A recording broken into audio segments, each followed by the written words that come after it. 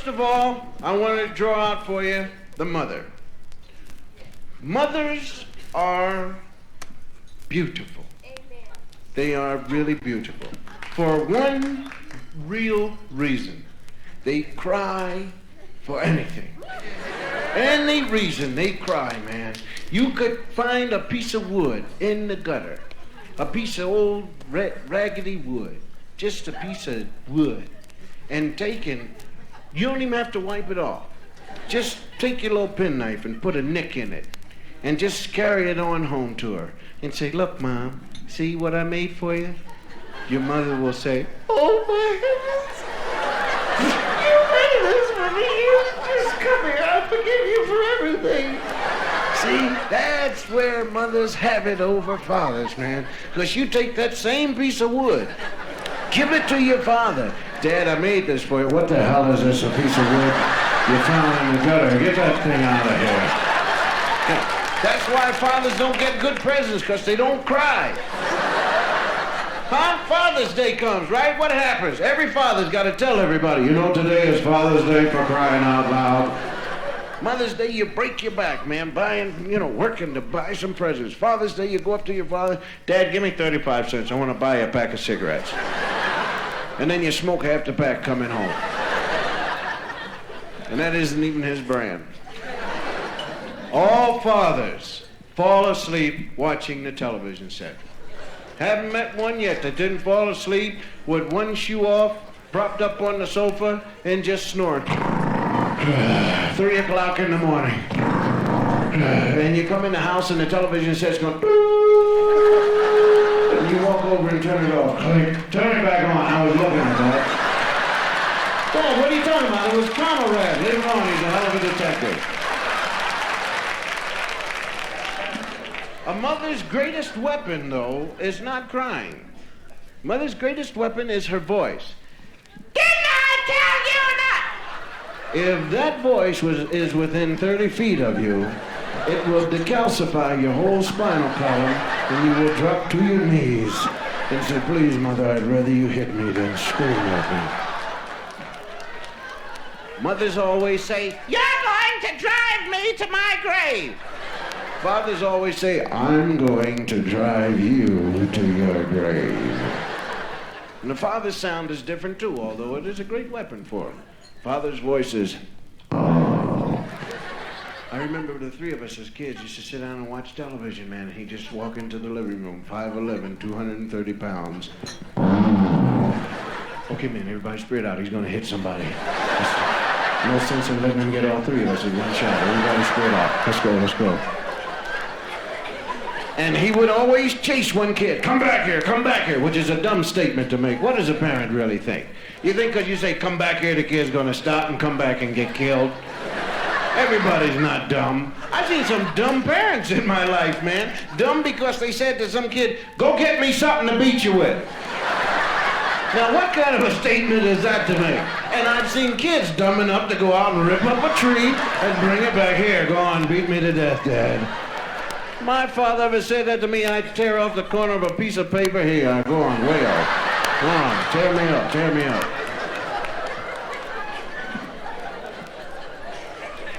And a parent, the father or mother, is never wrong, man. They don't know your name, some of them. If there's over 3 children, they can't go, brats, boy, stop that. They don't know you and walk up and hit you for nothing. Whack, what's that for? That's because the other time when I didn't catch you when you was doing something. And don't you ever forget it. Parents, really groovy.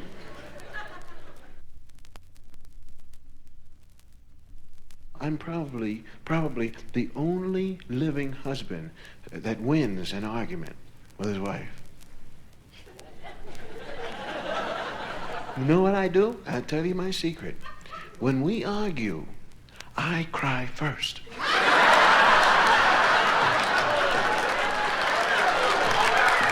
Yeah. And then I beat her to the bathroom. And I lock her out. And she's out there banging on the door. Let me in. I said, no, I was in here first. And then I opened the door and I beat her to the telephone. I called my mother. My wife can't beat me in nothing. On top of that, I leave my underwear in the sink first. She can't beat me in that. She comes up, she says, my hands are dirty, your underwear's in the sink. I said, good. Now you know how I feel. Do you ever go up to wash your hands in these things with the bubbles floating in the sink? And your hands are staring, you got gunk all on your hands there. And you know, how are you gonna pick them up? You don't know how to wash your hands and leave the water clear. I leave my socks strung across as she hangs herself when she walks in the bathroom. I pay my wife back. Everything she does, I do. First time I got married, I almost got my neck torn off, man. Walking into that bathroom with the nylon strung across the doorway. Just, I pay her right back. Yes, and I love it. I have my own hair dryer. And she talks to me and I say, what? What?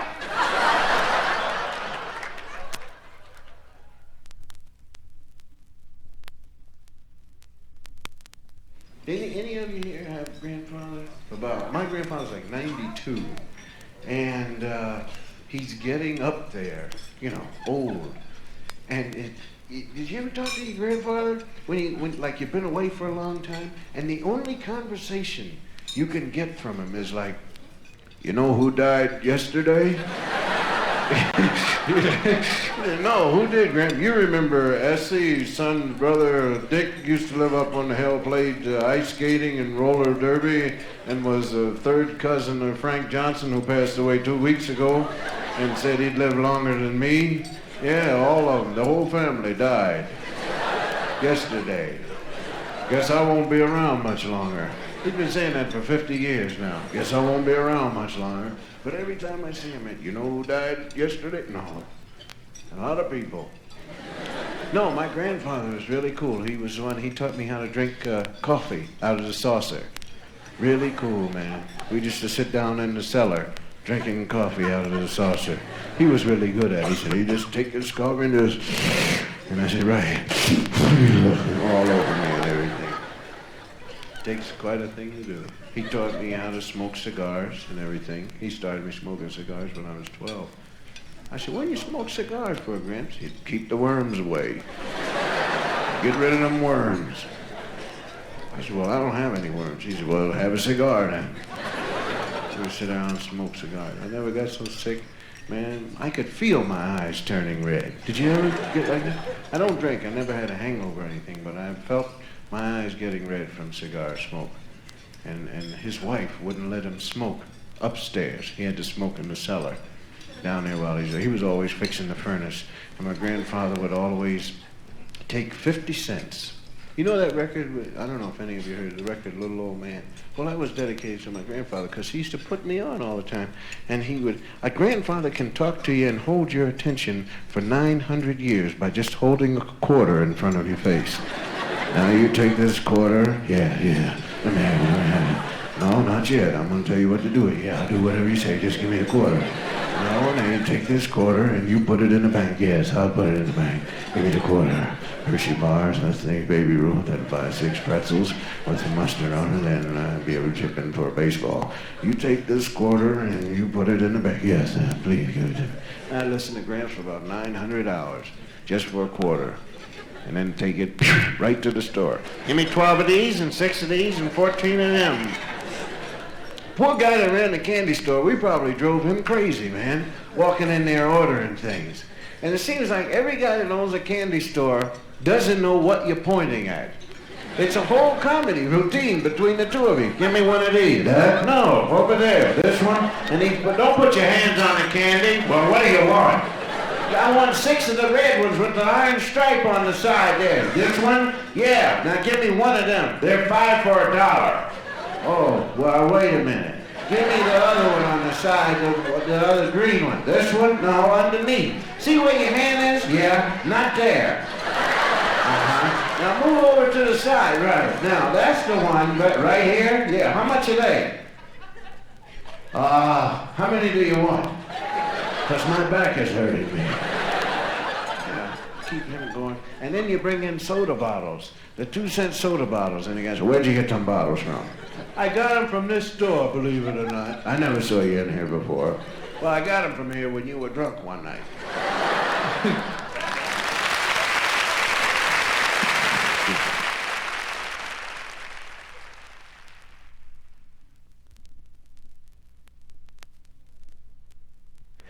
but dogs are better than cats. Cats are not cool at all. You know, a cat is very independent. He's just sucking in on your food.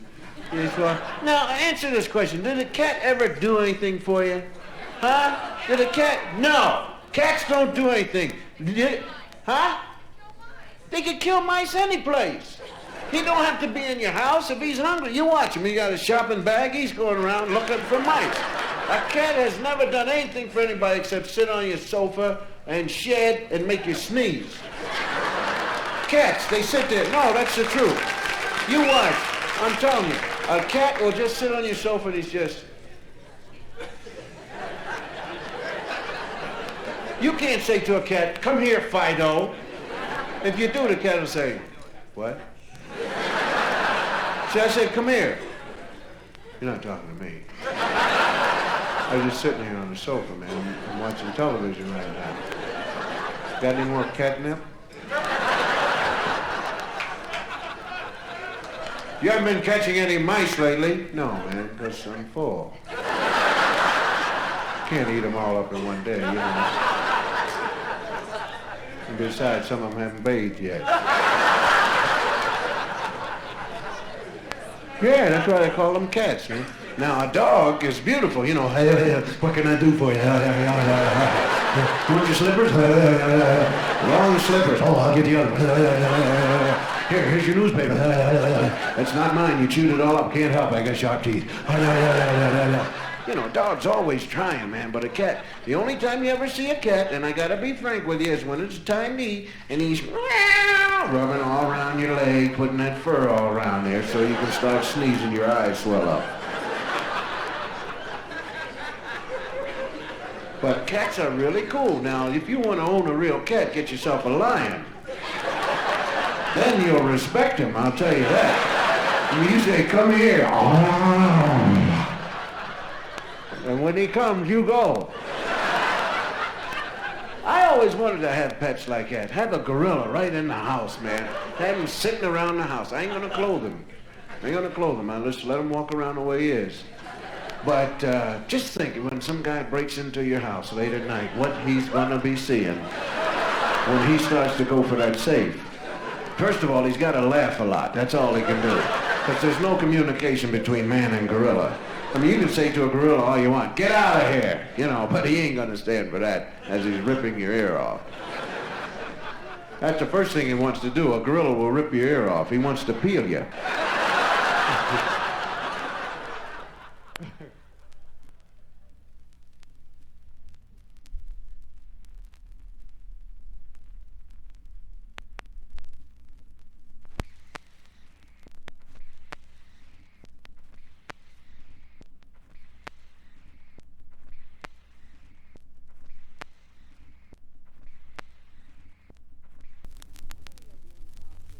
How many of you out there own a sports car?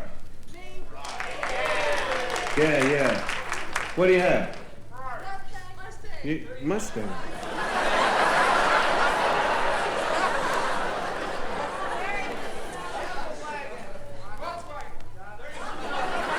A Volkswagen? Volkswagen is a sports car. I'm sorry, then. Whatever it is I have is out of line, because I thought that Ferrari was a sports car. I did. Volkswagen. How many Volkswagen owners out there? Want to hear how popular you are? Want to hear? Okay. Up with the mics! This is a poll which will be taken to find out exactly how many people like Volkswagen owners. Are you ready for it? Now just hold your votes. All those, and please, I'm going to give it to the Volkswagen people first. All those that like the Volkswagen and the people that drive them, you better come through strong, man, because I'm telling you, you're going to be in trouble. Say aye. Aye. I'll give you another chance, man. I'm kind of weak on that one. All those like Volkswagens and Volkswagen owners, say aye. Aye. Now, you ready for this? Are you ready for the ultimate? All those disliking Volkswagens and their owners, say no. No. You thought you were well liked. Really thought you... Down with the mics. Just wanted you to get a little idea that there are a couple of people running around here in Volkswagens that are not nice people. I'll give you one example, something I had an experience with. I had a Rolls Royce, cost $19,000, and it stopped running. The thing just went brrr, and I'm sitting out there in the middle of the highway, you know. What? I'm getting ready to tell that right now.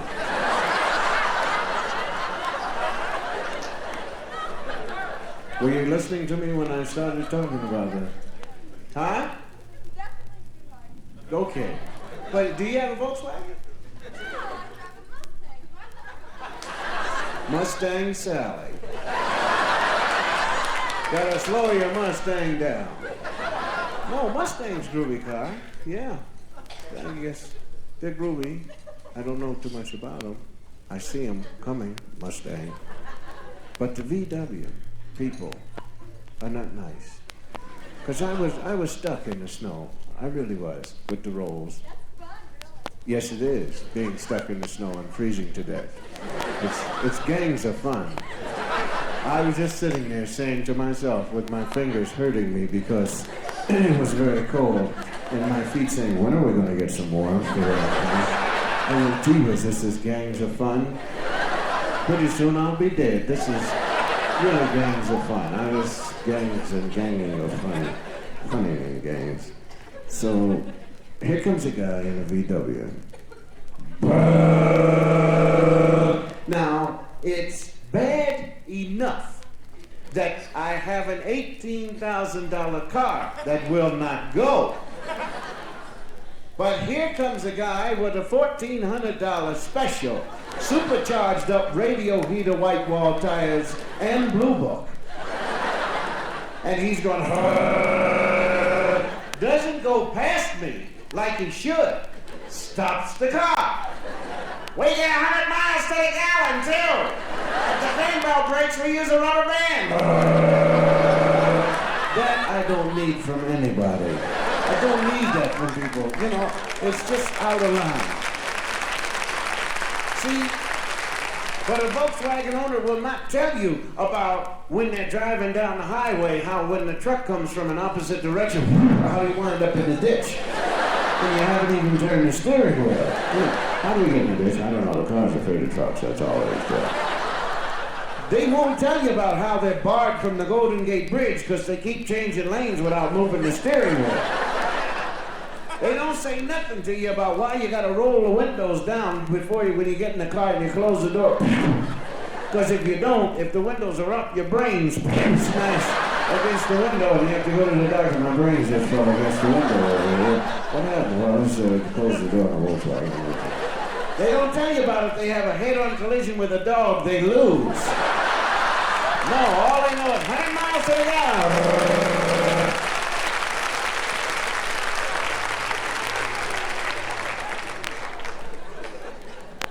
But you are looking at a sports car freak. See, freak old time with a sports car. Any kind of car. If it does 180, yeah, give me, I got that. That's me. And I cannot stop myself. I try to stop myself. I said, stop. I said, no, give me. And I bought the Ferrari. And another thing is, although I like a car that'll do over 180, I know nothing about them. Won't even read the booklet on the car. Don't even care. All I know is if the car is going, and if it goes, it's broken. And I call up the mechanic. Hello, the car is broken. Come and fix it. I don't even know where the gas tank is. I'm serious about that. Pulled right into the gas station one time. Pulled right up. The guy came out, white suit, gas station attendant with his name, Bob, across the chest, comes over and he says, what do you want? Fill her up! That's what I know. And the guy said, where's the gas tank? I said, I don't know. You're the gas man. Find the gas tank. So now the guy's walking all around the car, man. He's just going around the car, just looking and looking, getting ready to put it in the tires. No, not there, you fool. Well, where's the gas tank? I don't know where it is. What is this, candid camera or something? You got the thing in? No, it's not. Find the gas tank. Okay. Well, what if I just pour it all over the car? Maybe it'll suck in somewhere around there. All right? Now, I have found out through stupidity that there's an instrument in the car which will let you know just how dumb you are. I mean, there's no pity.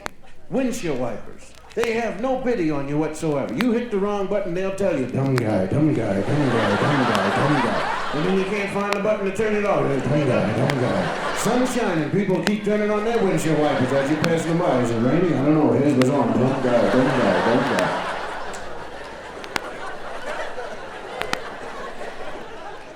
The Ferrari is such a fast car that when you buy it, they automatically give you 12 speeding tickets. Now, this is not a bad thing because all you have to do is, whenever you get caught, all you have to do is just put it in the basket. They have a long handle on the basket when they pass by, you just put it in there. I cannot figure out where they come from, though. You are looking at a guy that has searched high and low before he will go out speeding anywhere, and they always come up from behind somewhere. I can't figure it out, man. It's driving me crazy. Where they are. I look left, right, forward, back, all the time. I'm looking like that. My head's just spinning around. And they... I'm telling you. One time, my car broke down. I called a mechanic, and the mechanic came over, had a white suit on. Bob. You know, opens up the hood, and he looks inside, and he's talking all that. Well, your cracker meters are all underneath the rokers and the sack and the haggery, and you got the dual labbers, you know, with the camshaw rink back and all the carburetors underneath the illuminator and the beamer hater and all the graggers, hagger. And I said, yeah. I said, what's the matter with the car? He says, it's broken. I said, well, what's really wrong with it? He said, no, you just got a lot of gunk in there. That's all. There's a lot of gunk in there. And what you have, see, it's a high-performance car, and you got to burn this thing out. I mean, you just can't leave it sitting there. You can't drive it 35 miles an hour and expect this car to perform properly for you. I mean, you got to drive it, you got to burn it out by doing, put it in second gear and drive like 100 miles an hour. Oh, really? Where am I going to find a place to do 100 miles an hour? Any side street. So I take the car on a side street, and I'm looking all around for the police. And I look all around for the police. I don't see them. And I get in my car, and I say, Christmas time. The closest I figure, they got to be coming out of my trunk. Guys are hiding out right in the trunk, man. It's sick. And then the guy says, well, what's the matter? Why are you going so fast? I was burning out the gunk. Right, come on, go to the police station. We're going to get the gunk out of you. That's a Ferrari. I'm walking around the department store, and I bump into Carol Shelby. Boom. So, Carol starts chewing me out. What you doing driving them foreign cars? I said, what do you mean? You got them Ferraris and them Maseratis and all them foreign cars. You supposed to be driving an American car. You're an American, ain't you? Yeah. Well, drive an American car. I said, well, in the first place, an American car only does 160. That's all there is to it. Ferrari goes 180. I need a car that does 180 or better to get to work. Because I live 2 miles, from work. And so I can say to my wife, goodbye, dear, and I'm at work, see? And so he's, well, I'm going to tell you something right now. The Cobra people, my people, will build a car for you, and I don't want to see you in another Ferrari as long as you live. You understand that? I said, yeah. I said, how fast is it going to go? It'll do over 200 miles an hour. You're kidding. No, sir, Bob. It'll do over 200 miles an hour because I'm having one built for me, and it's going to have automatic shift. You won't have to worry about no clutch. It's 900 horsepower, 427 cubic inches, and it'll have dual everything. I said, okay, man. Make that car for me. I'm telling you right now, it's going to have dual superchargers, going to have dual horsepower, going to have dual engines in it, going to have dual wheels, dual steering wheels, dual glove compartment, everything. Everything's going to be dual. And you and I will just drive down the highway doing over 200 miles an hour and loving it. I said, okay. Now, I'm like a kid, Christmas Eve, waiting for this car. I've got to have this car. Because, to me, it means a lot. It means that I can put down a lot of people. The kids with them Chevys and the big wheels that go all the way around like about the size of the airplane wheels. And the kids always driving downhill and everything. They'll leave me alone now. Hey, you want to drag? No, sir, get away from here. I'll drive by Steve McQueen's house and put him down. Hey, Steve, you don't have this one. Yeah, I love that, man. It's gonna be my car, over 200 miles an hour. I just see myself, over 200, over 200, over 200. One night, the doorbell rang.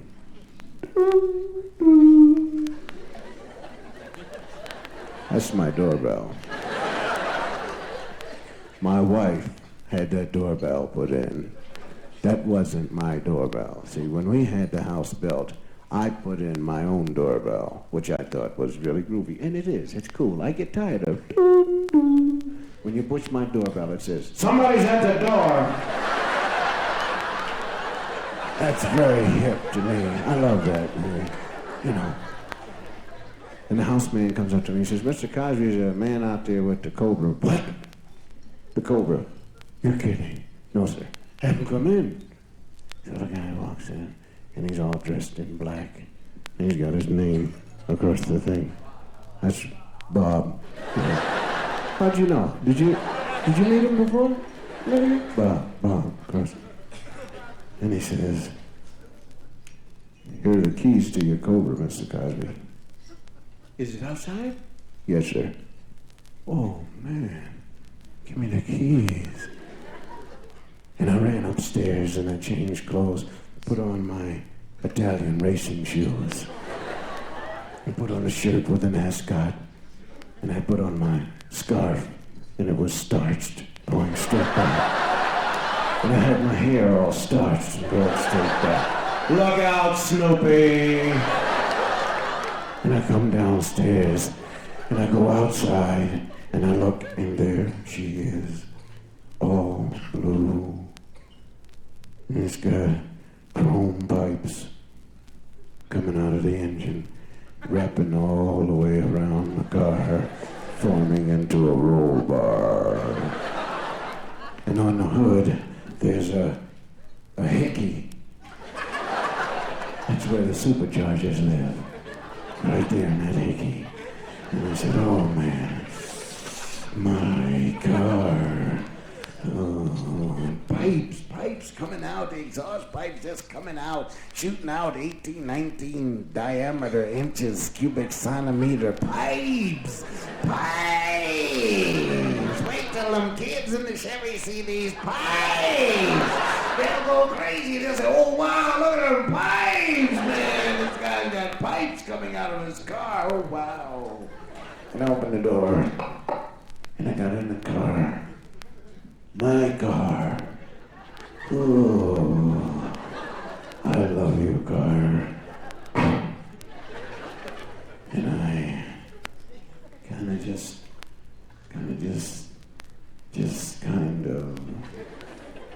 oozed into the seat. My car. I wrapped both hands around the steering wheel, and I just kind of sat there and went.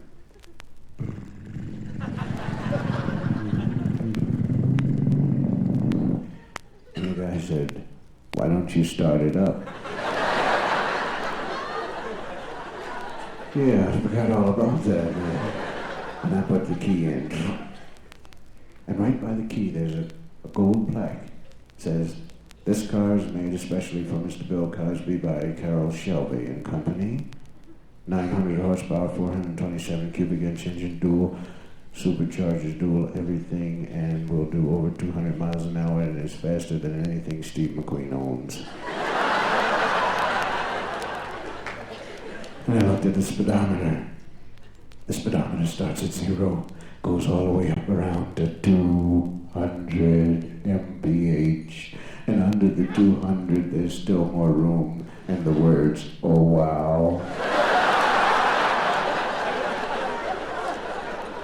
Oh, and there's a fire extinguisher.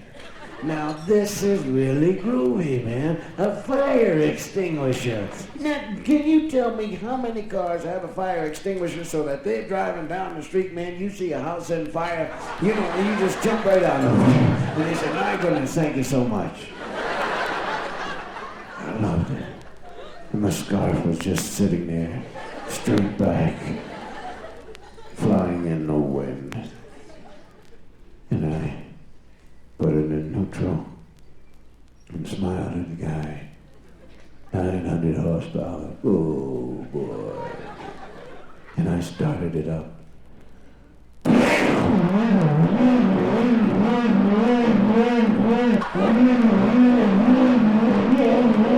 And I turned it off.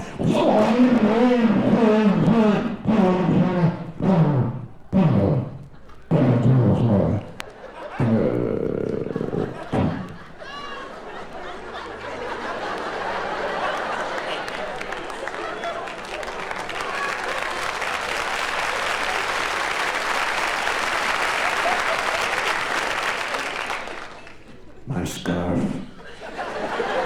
was limp. My hair was straight up on my head. My Italian racing shoes had turned into sneakers. The fire extinguisher emptied itself all over me. Ladies and gentlemen, I was idling. I was idling. The car had not moved. I had not put my foot on the gas pedal, and it was killing people.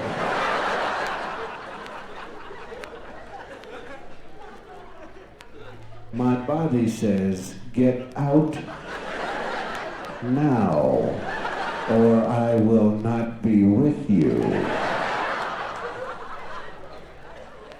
But the mind and the body do not get along well. And so the mind's ego was at stake here. Manhood. I couldn't let this man know that I was scared to death. I couldn't let him know that I went along with the fire extinguisher.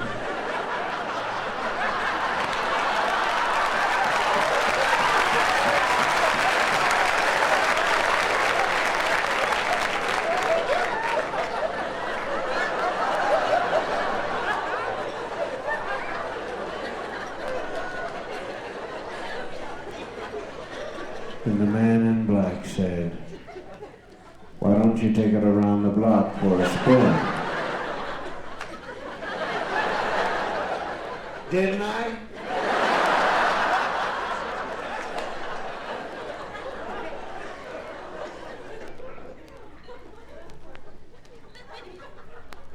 I pulled the emergency brake back as far as it would go. Put my foot on the brake as far as it would go. I checked to see if it was in neutral. I fastened my safety belt. The first time in my life I've ever fastened a safety belt. Now I know why they make safety belts. They're not concerned with my safety. The ambulance driver is too lazy to look for the body.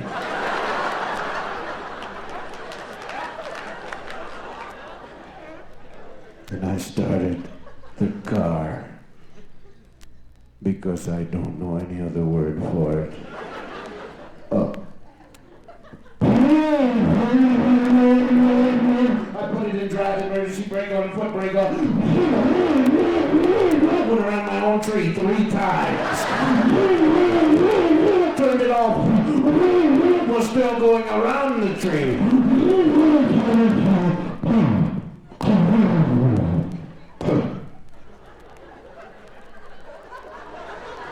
My scarf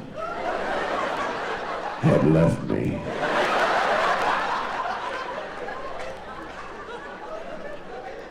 My shoes were run over.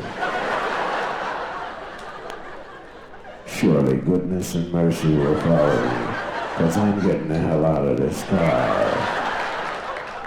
And I opened the door,